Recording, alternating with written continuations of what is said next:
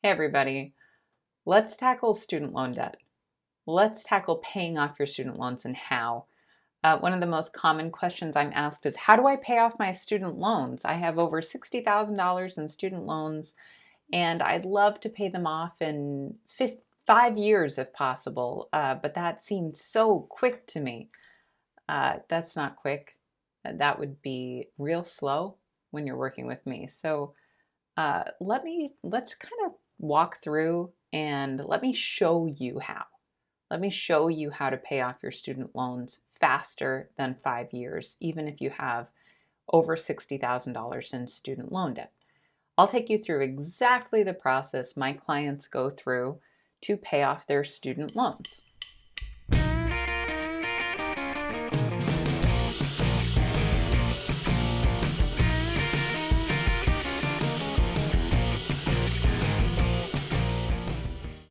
Now, we're looking at a budget. We're looking at one of my budgets right here.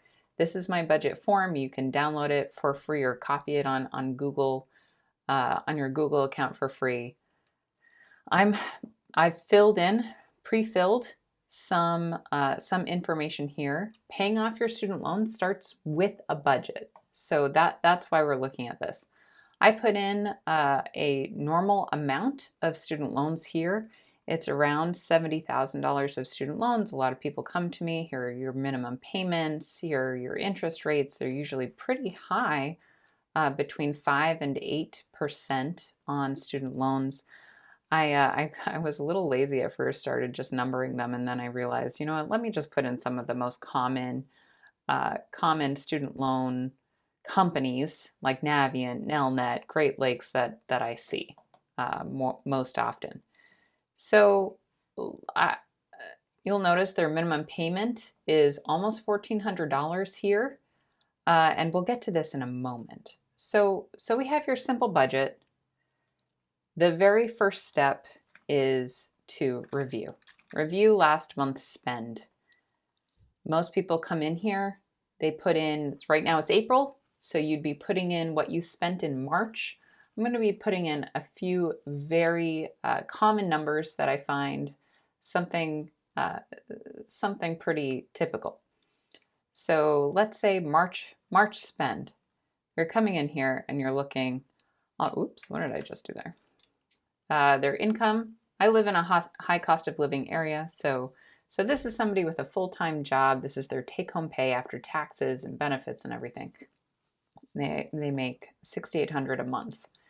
That's not too low. This person is making a little bit over $100,000 a year, and this is what they're bringing home every month. Taxes are significant. They have no expenses tied to their job because their income is post-tax. They have no pre-tax uh, pre-tax income, so they don't need to set anything aside for taxes. Now, if you're a realtor or somebody who makes commission, or you're on a 1099 or something like that, you'd have this. Now, it's auto-calculated, and it depends right on what you want it to be calculated as. It depends on your expenses and all that. Talk to your CPA. So here we go. Let's put in some typical expenses. Let's say I live in, I live near Boston, Massachusetts. Let's say I'm a single person, I have no kids, and I'm renting a room or let's go studio apartment. Renting a studio apartment. So in Boston, that's my rent, electricity, gas and oil, internet. Internet only, no cable. Let's see, water and sewer, trash, that's included, cell phone. Okay, that's pretty normal right there. Then they have no car loan. Let's say they don't have a car loan, but they do have auto insurance. Gas, right now it's not that expensive, but they go to and from work and they drive something that's not a gas guzzler.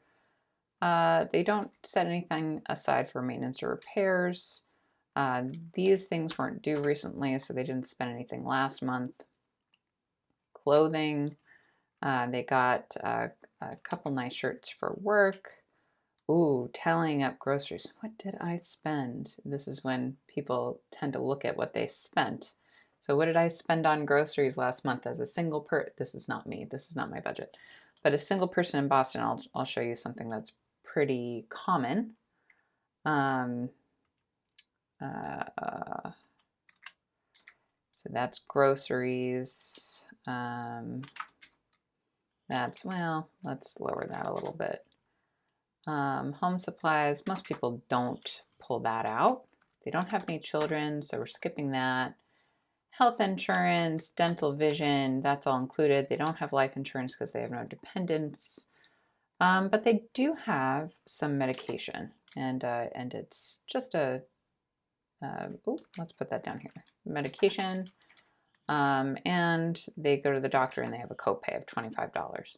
So this is what they spent last year, or last month rather. They have a cat, so pet expenses, cat, food, cat food. Let's see. That was they spent $22 on that. They got it for the next 2 months. They don't have pet insurance. They didn't go to the veterinarian. So they're not in school, so they have nothing there. But they do tithe. So that's, what is that, 10%? Oops, no. So they 10% tithe on their net, and they give a little bit to Feed One or something like that, and they bought their nephew a birthday present. Now we get to dining out, and they're starting to tally up Subway and McDonald's, all those, extra sundaes or what have you, ice cream cones and stuff. And they're looking at going out. They got some wings or something else like that.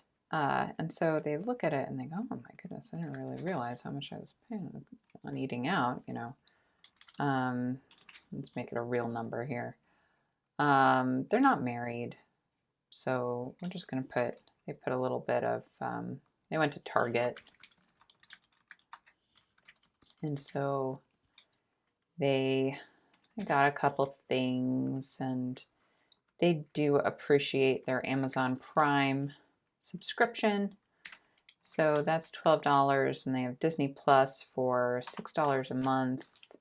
And then they also have Netflix for, I don't even know how much that costs anymore. So their subscriptions are $30, and they have music. They have Amazon or Apple Music for $3 a month, and they have this excellent app for their gym membership. But it's $25 a month. That's not that much. Let's keep going. And they took a little trip. But it wasn't all that expensive. So they spent. Now these are all round numbers. When you're doing this for yourself, you put in actual numbers down to the penny. And they didn't do very much. Their debt snowball, this is pulling from their minimum. So these are just all of their student loan minimum payments, and they didn't have anything else. Let's see what else they had. Dining out, pet expenses, beer and alcohol. Okay, they're not doing any. Oh, they went out. They did a paint night. So let's put this under other monthly expenses. They did a paint night, and you know what? Subscriptions other. They also use iCloud, the Apple iCloud. So that's $5 a month. And something happened. There's always something miscellaneous that comes up. So, something happened. They had to pay their roommate back. That was about $150 for something for the house. And here we go. So this is what they spent. $6,429.65, including all of their minimum payments. So then they have $370 left. Let's pop on over to their debt snowball. That same 370 is right over here. That's what they have left. Let's let's actually, hold on. Let's see if they're just paying their minimum payments. Let's see what it does to their payoff date. Should be calculating here. Okay, so let's take a look at their debt snowball now. So they have all these minimum payments. Here we are. They're making their minimums and only their minimums. And it looks like they'll be paying their debt off in 4.5 years. September, if today is April 13th, 2021, their payoff date is September 2025, just paying their minimums. All right.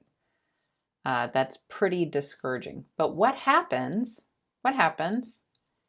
if they actually start using their leftovers? So they're using their leftovers. They're making, at the end of the month, the last day of the month, they're making some extra payments here. What happens? So we have a new payoff date of 3 years and 9 months. Now that doesn't seem very excellent. You cut off maybe 9 months here, right? You cut off just a few months. What happens though? What happens if you start to really get on a budget and follow it? So this is what I work on with my clients. So you put your income over here. Here's step decide. Now all of this is in the Budgeting Made Easy course. This is step decide. So they are looking at what they want to spend their money on. Now some of these things really kind of freak them out. You know, wow, this surprised me. So they are looking at what they want to actually spend. Their rent is the same. They have renter's insurance in here. There's not much you can do about electricity, although you could cut back a little bit on it. Gas and oil, it's going to go down. It's starting to get a little warmer. So let's put that right now at 80 to be conservative. Water, sewer, that's probably not going to change unless you change how long your showers are. Did I hit any nerves there? And your cell phone. Ooh, let's change to a different cell phone carrier, shall we? I use Mint Mobile. It's $15 a month. But let's say you go with a less budgety cell phone, although I don't see anything wrong with it around Boston. It works pretty well. Well, okay, let's go with it. So $15 a month, changing to Mint Mobile. I really enjoy them.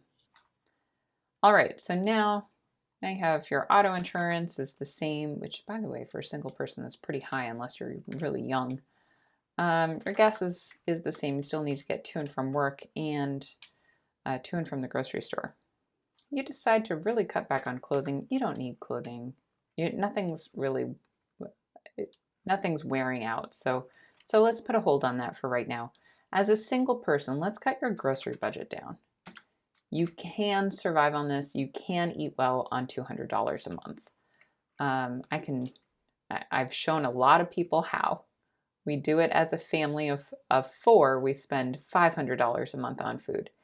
So you can do that as a single person. And beer and alcohol, let's cut that down a little bit. So you can still have something, just not the premium stuff. So, and if you only like the premium stuff, drink less. So here we go. Still need your medical payments, prescriptions, co-pays. We're not cutting out. We're not saying don't go to the doctor. So still go to the doctor. You buy your cat food still, your cat still needs food. So let's come down here now. Your tithe, still the same tithe. I'm not telling you to give away give up your charities or your gifts. So, all right. You've decided you still want to tithe, you still want to support Feed One. You're still gifts for a family. That's really important, giving gifts to family. But you know what? If you're already spending a lot on food, chances are you have a food waste problem. So let's get rid of that food waste problem and cut down on eating out. Let's say you cut down significantly on eating out. And this is just so you can get out of debt. Let's see what happens there. You've decided that you probably don't need to go to Target all that often. So let's give that for just shampoo and stuff. Put that in there. You know what? You don't even watch Netflix anymore. So let's say this one is just Amazon. You don't even, well, Amazon and Disney Plus. Okay, that's your decision. And you can use Spotify, so you cut out Apple Music, 0, gym membership. You can use YouTube online workouts, so you're going to cut that. iCloud, you're going to keep. You still like to have your data. Vacation travel, we're going to cut that out for now, just to see how quickly we can get out of student loan debt. And other monthly fun expenses, we're going to give you a bit of a fun budget here to do other things. So $40. All right. Miscellaneous stuff comes up, but we're going to try to limit it. Limit it to $60. And you still have your minimums here. And suddenly, look at that difference. Look at that difference. Instead of only having $200 left at the end of the month, you now have $1,600 left at the end of the month. Let's see what that does to your debt snowball. So you have all of these minimums. Oh, that didn't pull over. All right. And that didn't pull over, so let's pull that over. Okay, now it should be right. Let's see what it did to your minimums. You are paying $1,600 extra onto the principal of your loans. Let's see what that does. So now your first loan, you're paying off in just 2 months. It's April right now, you're paying it off in 2 months. And then the next one you pay off 2 months after that, and then 2 months after that. You're starting to snowball, and within a year, you've paid off 5 different loans, totaling, how much is that? Almost $24,000. Within 2 years, you're completely done. Now, what happens if you make some other changes? This is where it gets kind of fun. And this is what I help my clients with considerably. So, oops. So, let's say you pick up an extra job, just 2 nights a week, maybe 3 nights a week. You do DoorDash or Uber Eats or something like that. And the average that somebody makes is $80 a night around here. So you're making $80. That's actually not average, that's low. So we're gonna be conservative here. You're doing it 3 nights a week. And this is for a month. So you're doing it 4 weeks, 3 nights a week. You're making an extra $960 a month. Now don't forget to take out taxes. So you're going to take out taxes here. That's an added expense. At the moment, you're not going to change your housing situation, although this is a lot right now for you have a studio apartment or you're splitting a 2-bedroom with a friend of yours. You're living in a premium part of town with this kind of expense. So let's say you decide to move, your lease is coming up, you decide to move and you're cutting this down. You're now spending $1,100 a month on your housing. All right, now this is drastic measures, right? So your electricity, because it's a smaller place, it's now less. So let's make that 85. Again, heating is less because it's a smaller place. See how all this goes down once you start to downgrade. And water and sewer, you're still taking those long showers. And you've already changed your phone bill, your phone carrier. So now your auto insurance, you look for better auto insurance. I have a guide for that. Email me if it's not on my blog yet. I have a guide for that auto insurance. You're still going to and from work. And let's just zoom through this. You've decided to stick to $180 a month on food. You're buying just, 2 bottles of wine a month. Really cut down because now you're working 3 nights a week. So it's not even like you have time to enjoy a glass of wine more than 4 nights a week anyway. And you've kind of lost the taste for it. So you're still going to your doctor's appointments. You still have a prescription. You're still feeding your cat. Let's look. You're still tithing, and you are still being generous to your family. Now let's look at this. You've decided to really cut down on eating out considerably because now you're just focused on getting out of debt. You still need to buy shampoo. And you've decided that you don't even need Amazon Prime anymore. What are you going to get? So Disney Plus is all you're going to get. Okay. You need those Marvel shows every Friday. And you're borrowing somebody else's Amazon Prime. Okay. So you have your music membership is gone. Your gym membership is gone. You still need your iCloud space subscription. I forget what that's called. And you do need to have a little bit of fun sometimes. So that's still up there. Look at that difference though. You went from $754. Check yourself. If you think this is outrageous, check yourself. See how much you're spending here. It'll surprise you. Maybe it won't. Put it in the comments if it surprises you or not. And let's see here. Other stuff keeps coming up. Comes right up. So now you have your debt payments. This should be pulling right from here. There we go. And other debt payments. And let's see, you have nothing else going on here.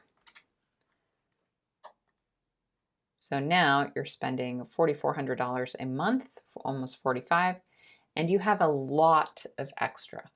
You have a lot of extra. Let's see what this does. And yes, you did pick up extra work. It's okay. It's only for a short amount of time. Let's see how short this amount of time actually is. You have extra. You're putting it all on your student loans. You're working hard. You paid your first loan off in a month, your second loan off the next month, your third loan off the month after that. Within 7 months, last time it was a year, within 7 months you've paid off 5 loans. And within a year and 4 months, you've paid off all $70,000 of student loans. What do you think? This is what we do. This is hard to do by yourself, by the way. This is hard. When you don't have motivation, when you are tired because you're working all day and then 3 nights a week, when you are really going after it, it's hard to do by yourself. It's extremely motivating when you see, you've paid off FIA, then you've paid off your third student loan, then you've paid off Nelnet, and then Perkins, and then Navient, and then Great Lakes. You've paid off all of your student loans in less than a year and a half. That's exciting.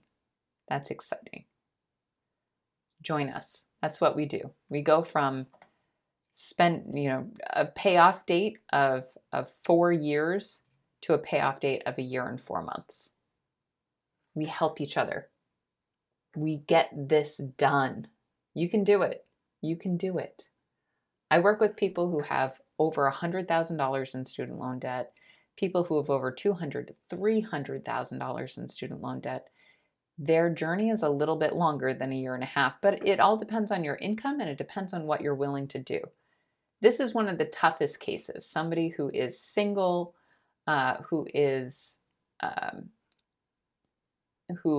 only has their income.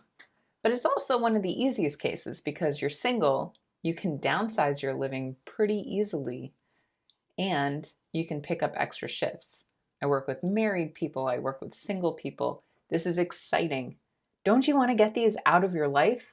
This process works for other debt too. It works for credit card debt, it works for car loan debt.